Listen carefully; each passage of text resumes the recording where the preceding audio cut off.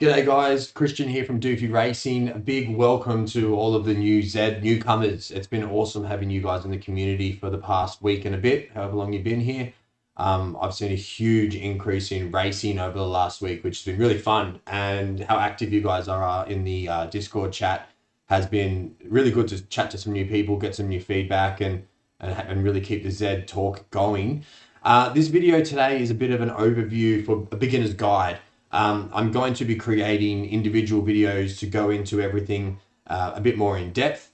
It's going to be a few weeks away. As most of you know, I'm getting married in a couple of weeks and I'll be off on a honeymoon for a couple of weeks after that. So I thought I'd get this one out here as because we've got a whole bunch of new people in the community at the moment, and that beginners series is a few weeks away as well. So I'll try and keep it as short as possible, but I want to give you as much information as I can to help you find your winners and get the best out of your horses, and really take your racing to the next level. So let's jump straight into it.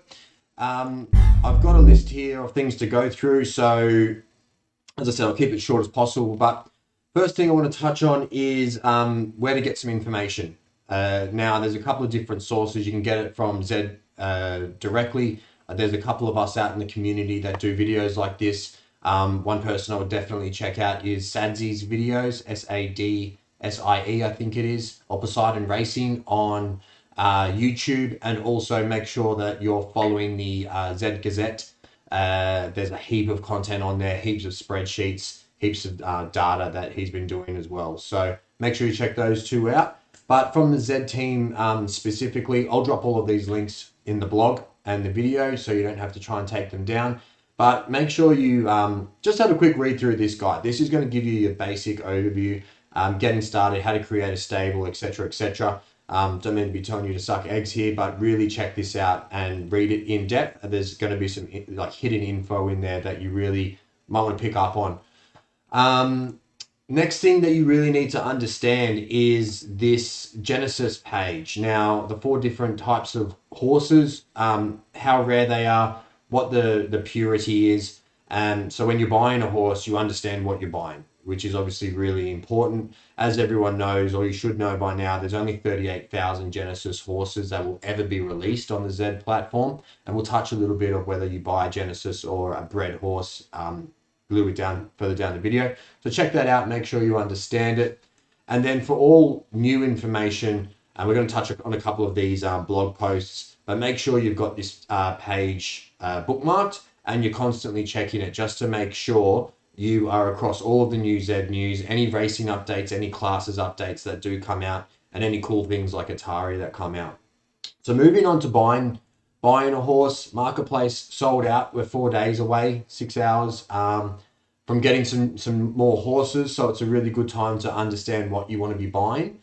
The marketplace is an interesting one because the prices have been fluctuating a little bit. And the latest release last week saw the prices of the Genesis horses increase about 3 times, 2 to 3 times what they were beforehand.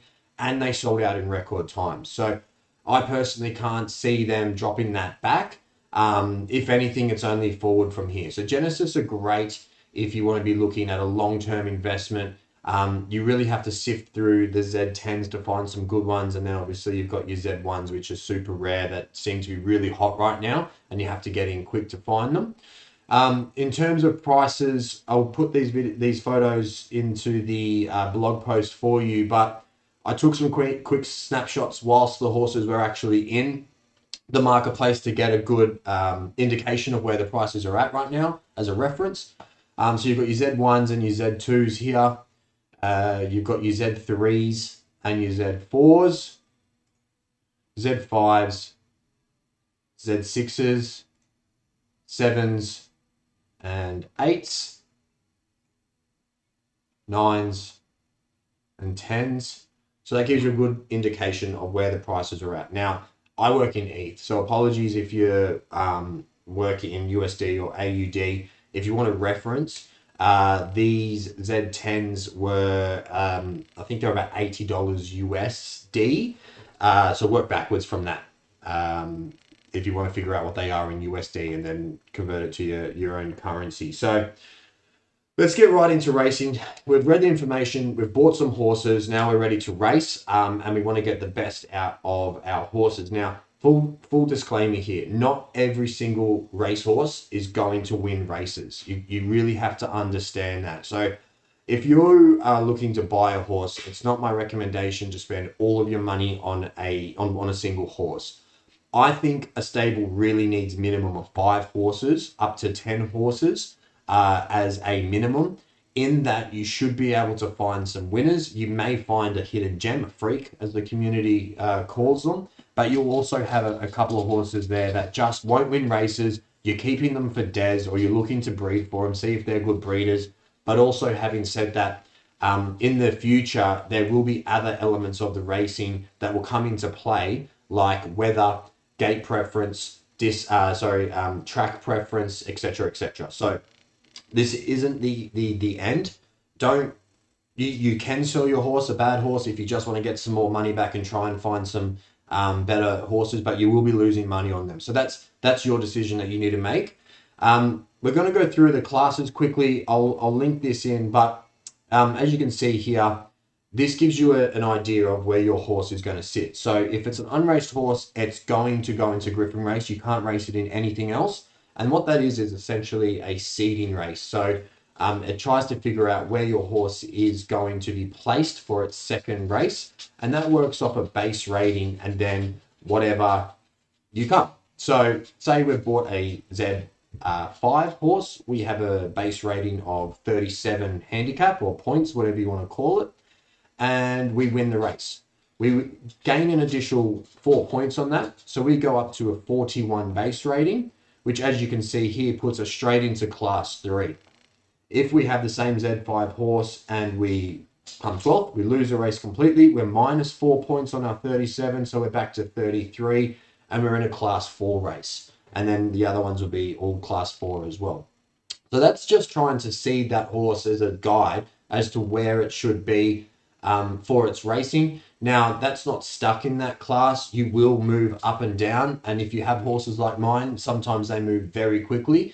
One day you'll be racing in class 2 and the next day you're in class 4. So really keep an eye on that and make sure that you're making the most out of your horse whilst it's in those lower grades. If it is a genuine class 2 horse, like a Ducky Melon, for example, which I'm sure most of you would have seen racing around out there. That's a quick overview of the classes. The racing update. So as I mentioned before, there's going to be different elements that come into Zed in the future. We're going to have weather and different tracks affecting how your horse runs. At the moment, have a quick read through this racing update from late last year. What is my okay? And so what we're going to be doing here is, at the moment, it's only race distance. Now, that's what the Z team said. I also use gate preference. I don't know if it's a thing or not. It's something that I just found. My horses seem to perform better in a preferred gate. I try and get them in them as much as possible because even if it doesn't work, it's not going to make a difference. If there is a slight preference there, then it's only things to gain.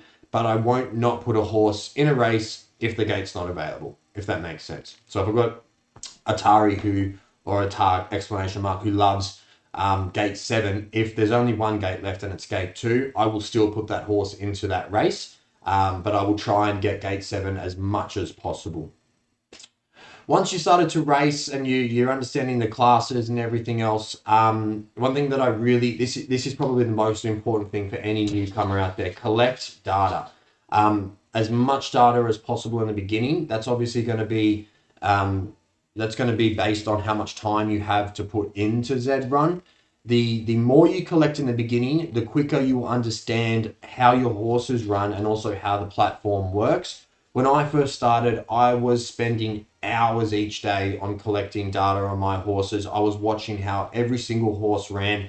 I watched what 100-meter splits they had and where they were going and everything else. And it really helped me understand my horses, but it also helped me understand the Zed platform. I don't need to do that anymore. I've put in the hours And I've shifted away from doing that and just focusing on big data. As I've got 170, 180 horses, it's going to be near impossible for me to collect all of that data, and I just don't need it anymore. But this here is a data template that I used and I still use to a degree. It has a lot of information in there and there's a lot of data to collect. Use as much or as little of this data template as you like. And there's a quick tutorial here on actually how to use it as well. But really, I just want to reiterate again, if you want to be successful in Zed, unless you want to be lucky, you need to be collecting data and you need to understand your horses and what gait preference and what distance, especially, your horses like to run. On that point, we'll go into odds here. You will find that you have some horses that have great odds over distances, but they just run better at a slightly different distance. Now, this could be because they've just been unlucky in races with better horses when they've run at that distance, and there could be just better horses at those distances, but it still could be a winner there. So when you're collecting your data, look for different things like where's it winning and where are the odds, because those are two really important things. Use the odds as a good indication of what a roundabout distance your horse likes to run. So for example, we've got here, let me just move this camera quickly. So we've got here, this is essentially in the Discord chat. If you're not in the Discord chat, make sure you get in it. In the racing tab, you will be able to see all of the odds for each race. So let's use this one as an example. Anything below 10 to 1 in a paid race, in my opinion, is a good horse and will be winning races. It will be winning at about 10% or higher. And this is just, again, my opinion. If you're in a free race and you're constantly racing your horse in a free race, I like to look at for my odds around the $6, $7, $8 to 1 mark. And that's another good indication of whether it's going to be about that 10, 11, even up to $12, give or take. It depends on the horse, is going to be a good horse. But your odds will change for distances and they will slightly vary, depends on the horse that's in there. So just one race at one distance isn't going to give you enough data. You want to be running your horse in the beginning, ideally in free races. If you don't have the patience like me, you whack them in paid ones and call it an investment. But you want to be racing your horse over a range of distances, so 1,000, 1,400, 1,800, 2,200, 2,600, 2 or 3 times each. That'll give you a really good data set on where your horse is, what odds are best, and where it should be going, if it's a racer or if it's not.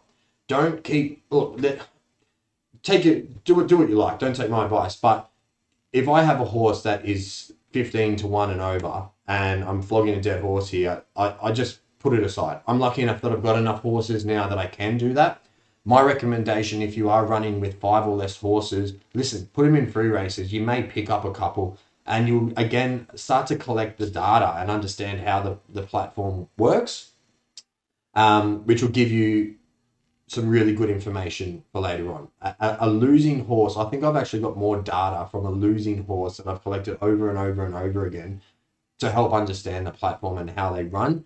And of course, you can just drop classes like crazy, and you may pick up a win or two down in a lower grade class as well. So I'm just going to quickly slice into here quickly because I realized that I missed a very crucial part in the odds for newcomers. So in Discord here, when you're in the racing channel, if you don't know already, you can actually look for your horse's odds when you haven't been watching the race, or you don't want to scroll through all of this. So by a simple control F, that'll bring up here in the search channel. Make sure that you're in channel racing, or you just click on the racing, then control F, and then you can just simply type your horse's name and it'll bring up all of the previous odds for that race. If you also need to then go in and see how the horse ran in that race because you've missed the data collection, by clicking on the race link, that'll then bring up that race information for you, and you can actually see how your horse went. Good old Ducky Melon loves a good 12th.